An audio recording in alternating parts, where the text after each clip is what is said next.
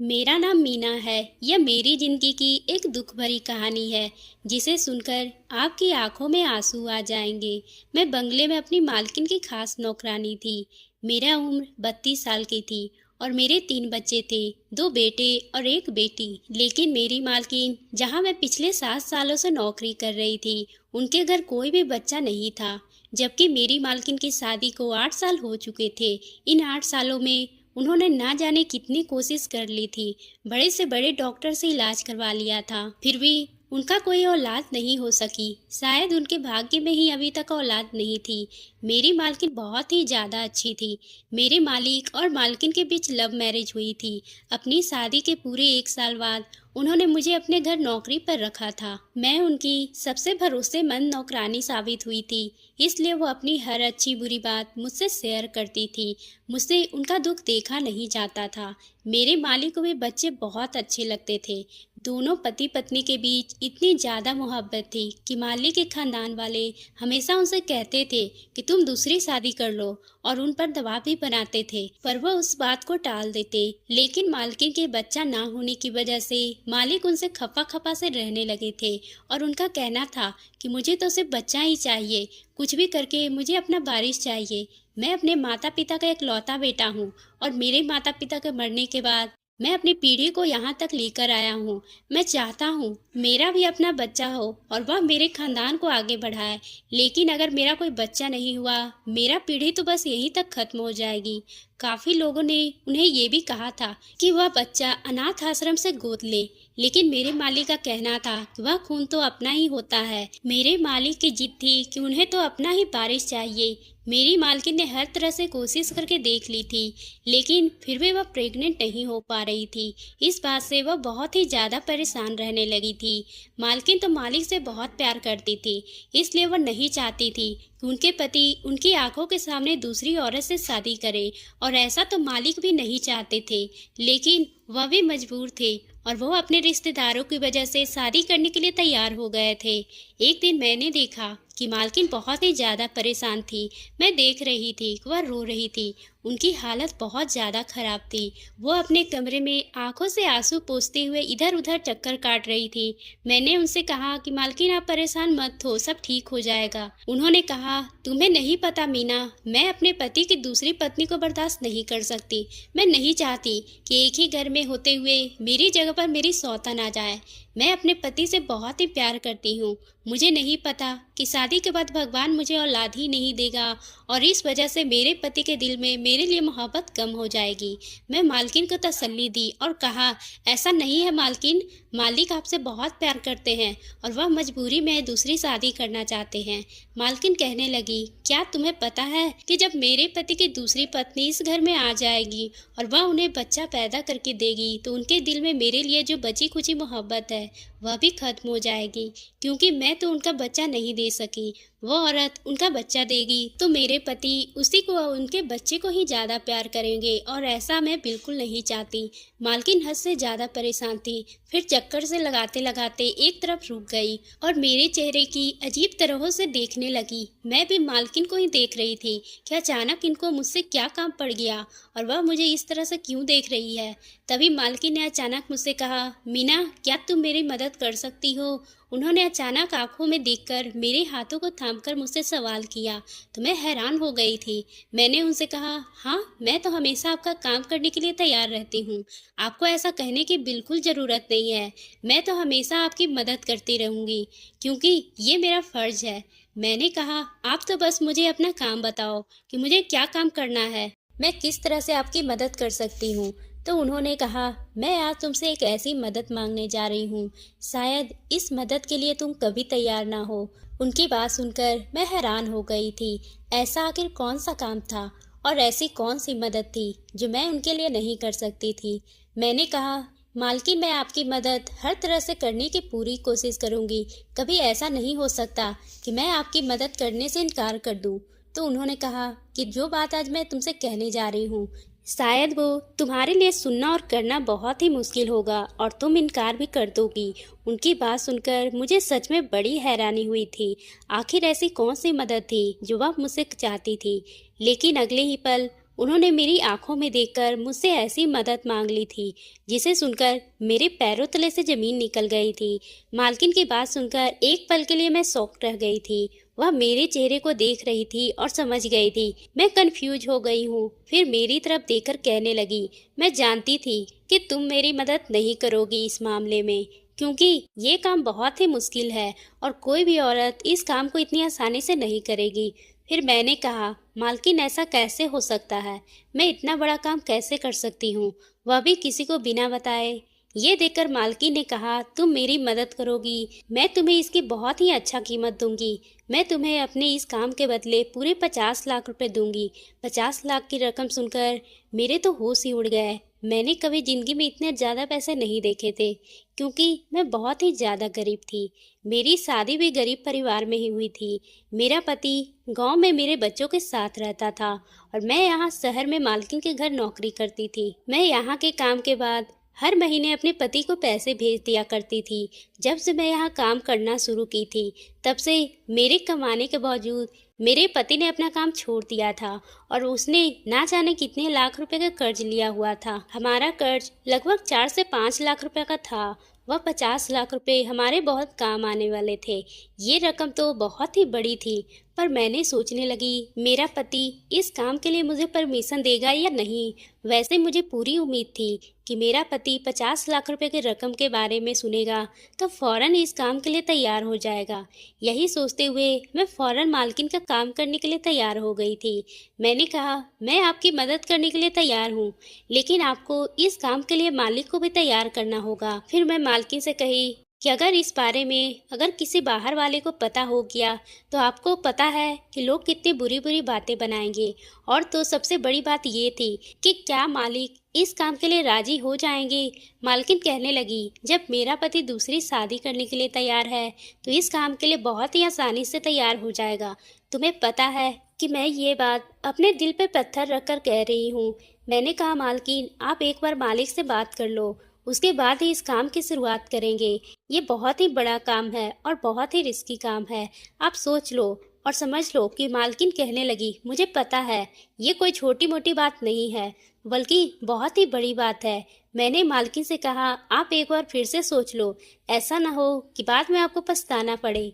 मालकिन ने कहा, मैंने बड़ी मुश्किल से यह फैसला किया है और अब मैं अपने फैसले से मुकरने वाली नहीं हूँ, तो मेरी फिक्र मत करो, मैं खुद पे कंट्रोल कर लूँगी। मेरी मालकिन अपने इरादे की पक्की थी। उन्होंने इरादा कर लिया था कि वह पीछे हटने वालों में से नहीं थी। उन्होंने कहा, वह सारी जिंदगी के लिए सौतन बर्दाश्त नहीं कर सकती, लेकिन एक रात के लिए परेशानी से जरूर गुजर सकती हूँ, इसलिए उन्हें ये सब करना ही होगा। मैं भी अपने दिल को पक्का कर ली थी। ये काम मेरे लिए भी बहुत ही बड़ा था। पहले तो मुझे अपने पति से परमिशन लेनी थी, उसके बाद मुझे इस काम का अंजाम देना था। अगर मेरे पति ने मुझे इजाज़त दे दी तो मैं इस तरह से मालकिन की मदद करने के लिए तैयार हूँ और जितना हो सकता है लोगों से हमने इस बात को छुपाकर ही काम को करना था, क्योंकि लोगों के सामने अगर मालिक और मालकिन की पोल खुल जाती तो लोग उन्हें गलत समझेंगे। वैसे मुझे मालिक से भी डर लग रहा था, क्योंकि मालिक गुस्से के बहुत ही तेज थे। वह मालकिन से बहुत ही ज़्यादा प्यार करते थे, लेकिन जब उन्हें पता चला कि मालकिन ने ही इस तरह का प्लान बनाया है तो ना जाने उनका क्या रिएक्शन होगा। मालकिन के बताए हुए प्लान पे हम दोनों ने एक ही साथ ध्यान देना शुरू कर दिया था। मैंने अपने पति को फ़ोन कर दिया था और मालकिन का मालिक के आने का इंतज़ार था। दरअसल हमारा प्लान यही था कि मालकिन ने कहा था, तुम मेरे पति का बच्चा पैदा करोगी, क्योंकि मैं जिंदगी भर सौतन को बर्दाश्त नहीं कर सकती। उन्होंने बताया था कि वह अस्पताल में बात कर लेगी और उन लोगों के सलाह पे मालिक के अंश को मेरे कोख में ट्रांसफ़र कर दिया जाएगा। पर यह बहुत ही सावधानी वाली काम थी, जिसमें उम्मीद बहुत ही कम थी, पर मालकिन प्रार्थना करती थी कि यह सफल हो जाए। जब तुम प्रेग्नेंट होगी तो बच्चा पैदा होने के बाद हमारा बच्चा हमें वापस कर दोगी, उसके बदले मैं तुम्हें 50 लाख रुपए दूंगी। मुझे इस काम से कोई प्रॉब्लम नहीं थी, क्योंकि मेरे पास तो पहले से ही 3 बच्चे थे, 2 बेटे और 1 बेटी। रब ने मुझे बेटे और बेटी दोनों दिए थे, इसलिए अब मुझे किसी बच्चे की ख्वाहिश नहीं थी। और मालिक को तो वैसे भी उनका अपना बच्चा ही चाहिए था। अगर वो काम किसी और से भी कहते तो उनके रेपुटेशन पे फर्क पड़ सकता था। मैं उनके घर में रहती थी और उनकी परेशानी को अच्छी तरह से समझती थी, इसलिए उन्होंने ये काम मुझसे करने के लिए कहा था। लेकिन एक औरत के लिए ये काम बहुत ही मुश्किल है, वह अपने पति के साथ किसी दूसरी औरत को बर्दाश्त करे। यह भी मालकिन की एक बहुत ही बड़ी मजबूरी थी। लेकिन मालकिन ने इस काम के साथ-साथ मुझे एक शर्त भी बताई थी। उन्होंने कहा था कि मीना, मुझे माफ़ कर देना, पर बच्चा पैदा हो जाने के बाद तुम अपने गांव अपने पति के पास चली जाना। उसके बाद हम तुम्हें अपने घर से नौकरी पर नहीं रख सकते। मुझे मालकिन की बात बहुत ही बुरी लगी थी। मैंने उनसे कहा था कि फिर मैं कहाँ काम करने जाऊंगी और मेरे घर का गुजारा कैसे चलेगा। मालकिन ने कहा था कि 50 लाख रुपए मिल जाने के बाद तुम्हें नौकरी करने की जरूरत नहीं पड़ेगी।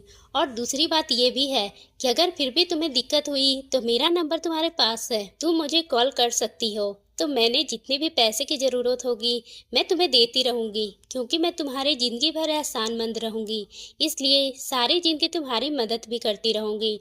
मालकिन की ये बात सुनकर मैं बहुत ही खुश हो गई थी। मैंने अपने पति को कॉल लगाई और उसको ये सारी बातें बता दी।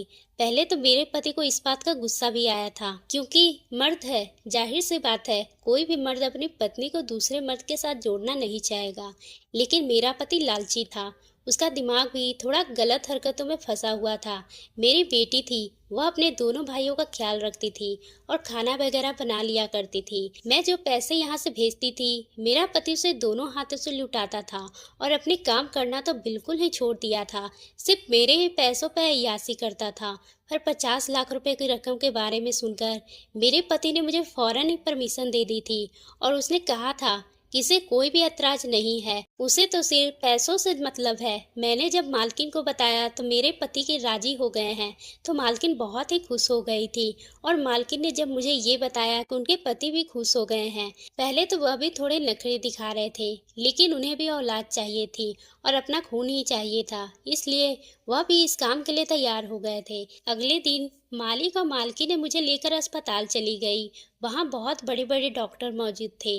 वह मुझे कुछ टेस्ट करवाने के लिए ले गए। उस वक्त मैं मालकिन को बहुत ही लाचार और मजबूर होते हुए देख रही थी। उन्होंने मुझे गले से लगाया और कहने लगे, मुझे निराश मत करना, जिस इरादे से मैं तुम्हें भेज रही हूँ, भगवान करे वह इरादा पूरा हो जाए और मेरे पति को औलाद मिल जाए, ताकि मेरे बच्चे की कमी पूरी हो जाए और मेरा पति भी मुझसे अलग ना हो। मैं मालकिन का सांत्वना देने के कमरे में चली गई थी और वह दिन शायद मालकिन के लिए कांटों पर गुजरी थी। जैसे मैंने सोचा था वैसा ही हुआ। हमें ज़्यादा इंतजार करने की ज़रूरत नहीं पड़ी थी और जल्दी ही मेरी तबीयत पहले दिनों से खराब रहने लगी थी। मालकिन ने मुझे शहर के सबसे अच्छे डॉक्टर के यहाँ दिखाया था। डॉक्टर ने मुझे गुड न्यूज़ सुना दी थी, तो मालकिन और मालिक बहुत ही ज़्यादा खुश हो गए थे। मालकिन से ज़्यादा तो मालिक खुश थे। उनकी तो खुशी का ठिकाना ही नहीं था। वो बाप बनने वाले थे और मेरी मालकिन माँ, वे दोनों बहुत ही खुश थे। पहले कामयाबी तो हमें मिल चुकी थी। भगवान ने हमें ज़्यादा इंतजार नहीं करवाया था। जब मेरी आंखों के सामने 50 लाख रुपए की रकम थी और उधर मैंने नोटिस किया था कि मालिक और मालकिन भी बहुत ही ज़्यादा खुश थे। उन दोनों की आंखों में सामने बच्चा घूम रहा था। अपने सारे रिश्तेदारों के सामने मालिक ने खबर फैला दी थी कि मालकिन प्रेग्नेंट है, क्योंकि किसी को भी ये बात पता नहीं था ये बच्चा मालकिन की कोख से नहीं बल्कि मेरी कोख से जन्म लेगा। मालिक के सारे रिश्तेदार भी बहुत ही खुश हो गए थे, क्योंकि मालिक भी नहीं चाहते थे कि वह दूसरी शादी करे। वह तो मजबूर होकर ऐसा करने के लिए तैयार हो गए थे। अगर मालिक को दूसरी शादी करनी ही होती तो वह काफी सालों पहले ही कर चुके होते। लोग तो बच्चे ना होने के 2-3 साल बाद ही दूसरी शादी कर लेते हैं। मालिक इतने अमीर थे, कोई भी औरत उनसे आसानी से शादी कर लेती। लेकिन अब की बार तो उन्होंने पक्का इरादा कर लिया था कि जमाने की और रिश्तेदारों के दबाव में आकर वो दूसरी शादी के लिए तैयार हो गए थे। खैर, अब उन दोनों के राहत की सांस ली थी, क्योंकि अब उनकी सालों पुरानी तमन्ना पूरी होने वाली थी। मालिक की खुशी देखकर मुझे एक लम्हे के लिए घबराहट हो गई थी। शुरू में तो मुझे लगा सब अच्छे से भी हो जाएगा, लेकिन पता नहीं जैसे जैसे दिन गुजर रहे थे मैंने घबराहट बढ़ती चली जा रही थी। मैं परेशान हो गई थी और मालिक और मालकिन अपने बच्चों को आने के सपने देख रहे थे। वह दोनों पति पत्नी मेरा बहुत ख्याल रखते थे। मुझे बहुत ही अच्छा लग रहा था कि मैं उनके घर में रह रही थी और इतने सालों में मैं उन लोगों की सेवा कर रही थी। आज भगवान ने वो वक्त ला दिया था कि दोनों पति पत्नी मेरी इस तरह से सेवा कर रहे थे जैसे मैं इस घर की मालकिन हूँ। लेकिन हमारे लिए एक नई मुसीबत आ गई थी। मालकिन के रिश्तेदार को जब पता चला कि वह प्रेग्नेंट है तो काफी सारे लोग उनसे मिलने के लिए आ जाया कर रहे थे। इस बात से परेशान होकर मालिक ने कहा, हमारा बंगले में रहना ठीक नहीं है, यहाँ पे कोई ना कोई आता जाता है और मालकिन की प्रेगनेंसी का भी तो किसी को शक ना हो जाए। तो मैंने मालकिन को एडवाइस दी कि हम उनके दूसरे शहर में बने हुए रिसोर्ट में रहने के लिए चले जाएं। वहां पर हम आराम से वक्त गुजार लेंगे और मालिक अपने रिश्तेदारों को बता देंगे कि मालकिन अपने मायके में जाकर रह रही है। इस बात से कोई भी रिसोर्ट में नहीं आएगा और हम लोग वहां आसानी से टाइम पूरा कर लेंगे। मालिक को मेरा आइडिया अच्छा लगा था। मालिक ने अपने रिसोर्ट में मुझसे और मालकिन को शिफ्ट करवा दिया था। इस रिसोर्ट में कोई नहीं था। हमारे साथ मालिक ने एक चौकीदार और एक नौकरानी को भेज दिया था हमारा ख्याल रखने के लिए, क्योंकि मैं भी अभी तक कोई काम नहीं कर रही थी। इस रिसोर्ट में आने के बाद बहुत ही सुकून से थी और मालकिन भी मेरा बहुत ही ज्यादा ख्याल रखती थी। कुदरत का करिश्मा भी बड़ा ही अजीब होता है। कल मैं जिसे मांगती थी आज वह मुझसे औलाद मांगने के लिए तरसे जा रही थी। मेरी मालकिन बहुत ही अच्छी थी और मेहरबान औरत थी। मैं सोचती थी कि मालकिन तो इतनी अच्छी है और उनके साथ अच्छा क्यों नहीं हुआ। क्या सच में अच्छे लोगों के साथ अच्छा नहीं होता। फिलहाल वक्त गुजरता चला गया और मुझे अजीब अजीब तरह के ख्याल आने लगे थे। हफ्ते महीने बदल गए थे और मेरा बच्चा मेरे पेट में हरकत करनी शुरू कर दी थी। तो मुझे अजीब सा एहसास महसूस हो रहा था।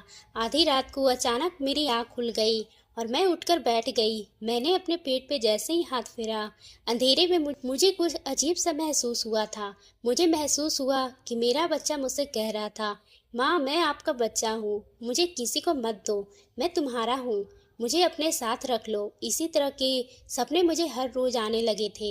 ये सारी सारी रात मैं जाकर गुजारने लगी थी और शायद जागने की वजह से मेरे अंदर वीकनेस होने लगी थी।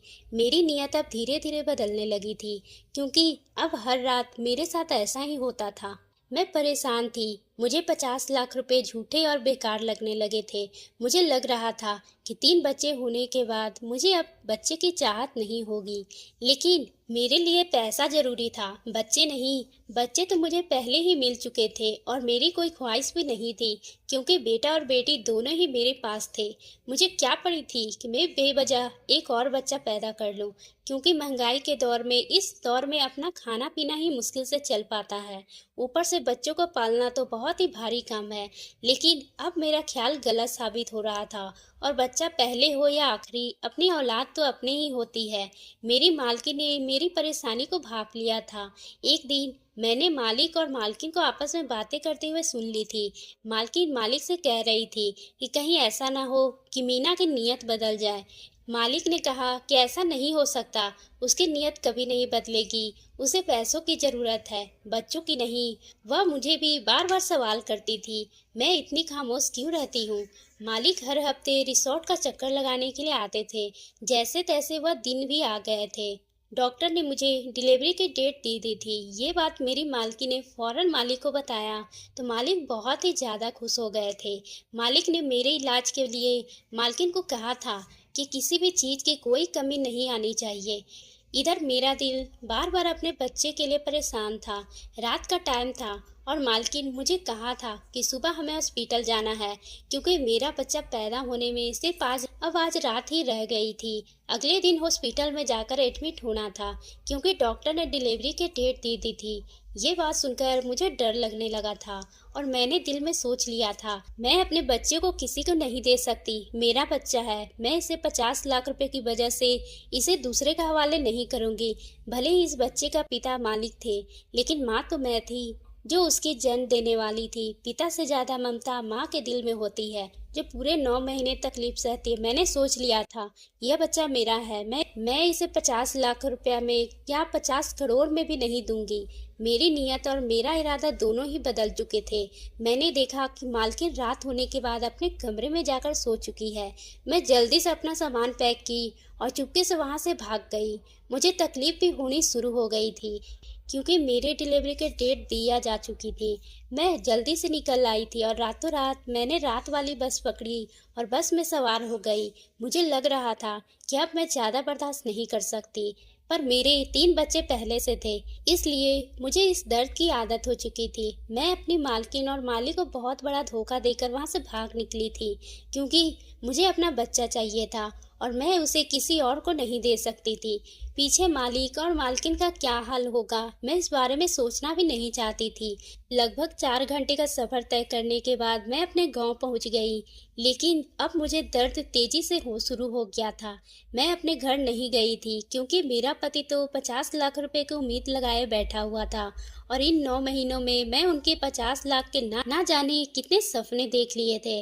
अगर मैं उसके पास चली जाती तो वह मुझे उम्मीद थी कि वह मुझे वापस मालकिन के पास ले जाएगा और उनसे पूरे पैसे हासिल कर लेगा। मेरा पति तो पहले से ही बहुत लालची इंसान था, उसे तो अपनी पत्नी और बच्चों से ज़्यादा पैसों से प्यार था। मैं गांव के पास ही शारदा दीदी के पास चली गई। मेरा बाकी के बच्चे भी इसी औरत ने पैदा किए थे। मैं शारदा के घर पे गई और जोर जोर से दरवाज़ा बजाई। गर्मियों की रात थी, मैं रात के टाइम वहाँ से रवाना हुई थी और अभी सुबह हो चुकी थी। शारदा जैसे ही दरवाज़ा खोलकर मुझे देखा, वह बड़ी हैरान हो गई थी। वह कहने लगी, अब की बार तुम शुरुआत के दिनों में मेरे पास नहीं आई हो।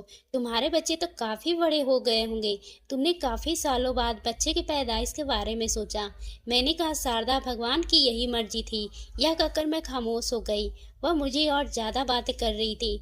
मैंने उससे कहा, ज़्यादा बात करने की टाइम नहीं है, मुझे दर्द हो रहा है, मेरी डिलीवरी का टाइम आ गया, इसलिए मैं आपके पास आई हूँ।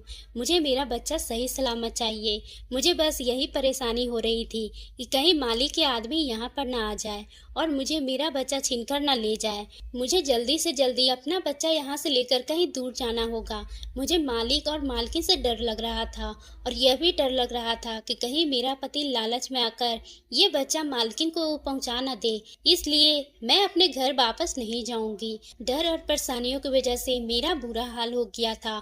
वह लोग मुझे तलाश करने की कोशिश करेंगे, उसके बाद ना जाने वो दोनों एक दूसरे के साथ क्या कर गुजरेंगे। फिलहाल मुझे दर्द शुरू हो चुके थे और मेरी डिलीवरी शारदा करवा रही थी। लगभग 1 घंटे की मेहनत के बाद मेरा बच्चा इस दुनिया में आ गया था। मेरी तो खुशी का कोई ठिकाना ही नहीं रहा था। मैंने सोच लिया था कि मैं जल्द से जल्द अपने बच्चे को यहाँ से लेकर कहीं दूर चली जाऊंगी, ताकि मेरे बारे में किसी को कुछ पता न चल सके। मैं कुछ भी करके अपने बच्चा मालिक और मालकिन से नहीं दूंगी। एक माँ इतनी खुदगर्ज होती है जितनी मैं हो गई थी। मैंने अपने घर चुपके से गई और अपने तीनों बच्चों को उस घर से लेकर रातों रात उस गांव को छोड़कर चली गई थी। धीरे धीरे चलकर मैं एक छोटे से गांव में पहुंची, जहां पर बहुत ही कम लोग रहते थे। यहाँ पर मैंने पुरानी सी झोपड़ी में अपना घर बसा लिया था और अपने बच्चे की परवरिश करने लगी थी। शायद मुझे मेरे पति और मालिक मालकिन ने ढूंढने की कोशिश की होगी, लेकिन मैं इतनी दूर जा चुकी थी जहाँ के बारे में उन लोगों को कुछ पता नहीं चला। यहाँ तक मैंने लोगों के घरों में काम करना शुरू कर दिया था और मैं अपने बच्चों को कम कमाई में ही पाल रही थी। तो दोस्तों, आपको ये कहानी कैसी लगी? अगर पसंद आई हो तो आप मेरे चैनल को सब्सक्राइब करना ना भूलें।